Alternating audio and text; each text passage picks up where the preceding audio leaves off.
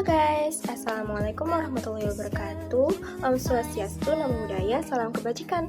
Perkenalkan, nama aku Nasa Syakira Asih, kelas BIB sore. Aku dari Prodi Bisnis Digital, Fakultas Ekonomi dan Bisnis dari Universitas Kebanggaan kita, Satya Tera Bhinneka. Yang saya hormati adalah dosen pengampu saya, Bu Agustina, dan yang saya senangi adalah teman-teman yang udah klik video ini. Oke, di sini saya akan menjelaskan dan menerangkan hasil dari artikel karya ilmiah saya yang berjudul Gambaran Faktor-Faktor Bubarnya Kekaisaran Jepang pra Perang Dunia Kedua berdasarkan teori Astagatra. Mari kita simak. Sebelum itu, mari kita kenali apa sih Kekaisaran Jepang itu. Nah, Kekaisaran Jepang ini adalah negara yang kuat yang berdiri pada abad ke-20.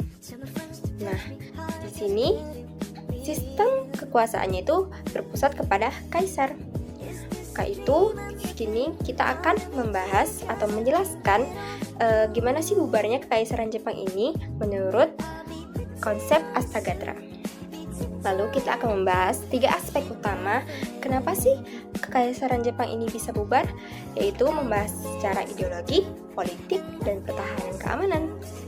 Tapi teman-teman tahu nggak sih apa itu Pancagatra? Nah, Pancagatra ini adalah bagian dari Astagatra yang kita bahas tadi. Nah, ada 2 macam Astagatra. Yang pertama adalah Trigatra, yang kedua adalah Pancagatra. Nah, Trigatra ini juga terdiri dari 3 macam, yaitu geografi, demografi, dan sumber daya alam. Kalau misalnya Pancagatra adalah 5 macam, yang terdiri dari ideologi, politik, ekonomi, sosial budaya, dan hankam. Nah, selanjutnya, Pancagatra ini fokus pada aspek dinamis yang membentuk stabilitas negara. Nah, 3 aspek utama yang saya ucapkan tadi di Pancagatra adalah 3 aspek utama yang berpengaruh, yang sangat berpengaruh atas keruntuhannya Kekaisaran Jepang. Oke, di sini saya akan menjelaskan apa aja sih faktor-faktor gimana Kekaisaran Jepang ini bisa bubar. Di sini saya akan menjelaskan melalui teori Astagatra. Tadi yang ada 3 yang saya bilang 3 aspek utama kenapa sih Kekaisaran Jepang bisa bubar. Nah, yang pertama saya akan menjelaskan dari faktor ideologi. Nah, nasionalisme ekstrim tumbuh sejak era restorasi Meiji dan semakin kuat di era Showa. Nah, bagi yang penasaran, apa sih restorasi Meiji dan era Showa ini, ada di daftar pusaka di artikel saya. Nah, ideologi negara menyatu dengan pemujaan kaisar sebagai figur suci atau Tenno yang dianggap sebagai keturunan dewa. Dan yang dimana ini bad ya guys. Nah, militer ini mengembangkan doktrin militeristik, yakni kepercayaan bahwa kekuatan militer adalah cara terbaik mencapai kejayaan nasional.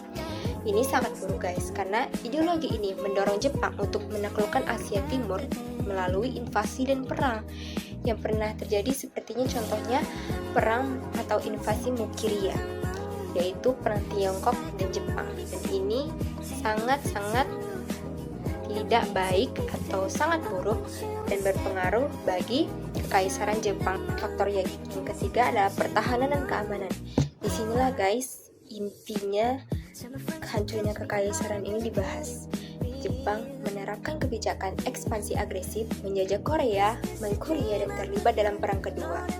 Strategi ini menyerap banyak sumber daya manusia dan ekonomi, serta menciptakan banyak musuh dari negara besar seperti AS, Inggris, dan Tiongkok.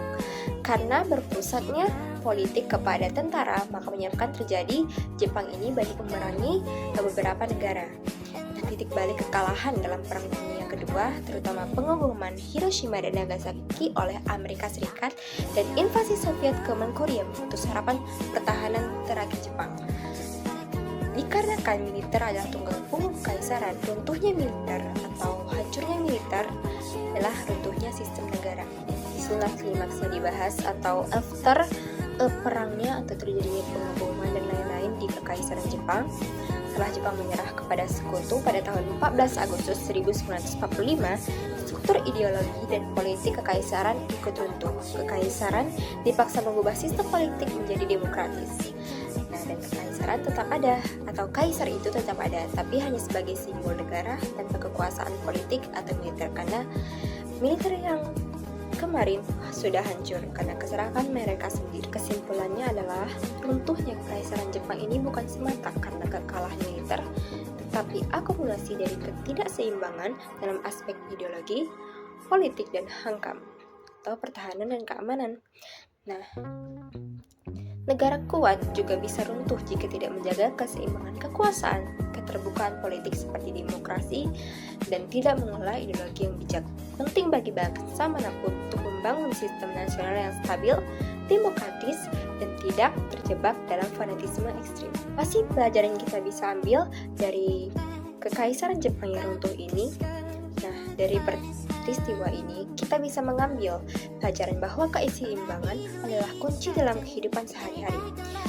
Sama halnya dengan negara, individu juga perlu menjaga keseimbangan antara ambisi dan nilai-nilai kemanusiaan, antara kerja keras dan kepedulian sosial, menghindari sikap ekstrim atau berlebihan, terbuka terhadap kritik. Kita harus terbuka terhadap kritik, membangun fondasi yang adil dalam hubungan, pekerjaan, maupun komunitas akan membawa ketahanan dan keberlanjutan dalam hidup. Nah, ketahanan sejati baik untuk negara maupun individu terletak pada sinergi yang sehat antara berbagai aspek kehidupan. Oke guys, itu saja penjelasan artikel karya ilmiah dari saya. Di sini saya memohon maaf apabila saya membuat banyak kesalahan. Mohon diperiksa atau dimaklumkan karena saya juga baru belajar. Dan terima kasih pada Bu Agustina yang menyempatkan waktunya untuk menonton video ini. Bye guys, Assalamualaikum warahmatullahi wabarakatuh. Om Swastiastu, Namo Buddhaya, salam kebajikan.